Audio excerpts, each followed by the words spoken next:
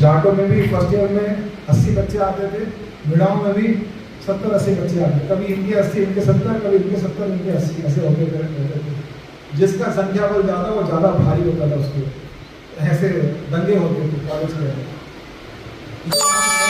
College में। तो उस समय जाट ग्रुप थोड़ा ज़्यादा था, 80 थे, मिड़ा ग्रुप के 70 थे, और दोनों ग्रुप का था इंडिया पाकिस्तान वाले संबंध था उनका आपस में।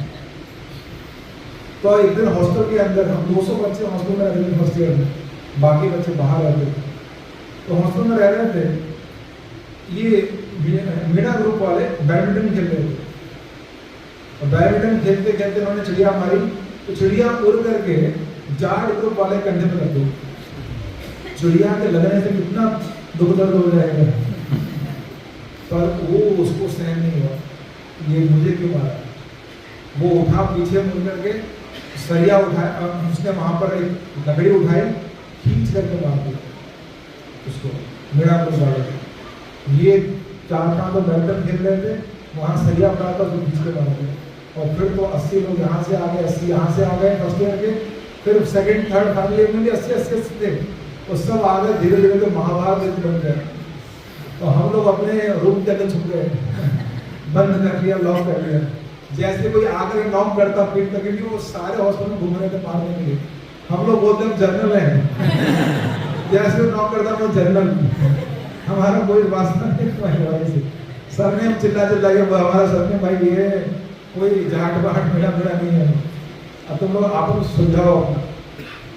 खूब मारपीट हुई, इतनी मारपीट, कई लोगों के तो पेट शरीर फाड़ दिए गए बच्चों के, तो जो हॉस्पिटल में एडमिट हो गए। कई बच्चों को रेस्टिकेट कर दिया गया, और हमारा कॉलेज 15-20 दिन, 1 महीना 15। उसके बाद जब कॉलेज खुला 1 महीने बाद, तो मैंने देखा वही जाट ग्रुप का लड़का जा रहा था, जिसको पॉप लगी थी, शकील पॉप, वही जा रहा था। उसका दोस्त पीछे से आया और खींच के मारा, और कैसा है, वो उसको सहन कर लिया, उसको उसने पिला नहीं, बल्कि वो तो चोट 1000 गुना ज्यादा थी, चिड़िया की जो चोट थी, उसको सहन नहीं कर पाया। वो क्या सहन नहीं किया, जिसने मारा है उसको सहन नहीं कर पाया। हमारे जीवन में समस्या क्या है ना, जब हम अपने कर्मों का दोष किसी के स्तर पर मर देते हैं, तो हमारे लिए चीजें असहनशील हो जाती हैं, हम बहुत परेशान हो जाते हैं।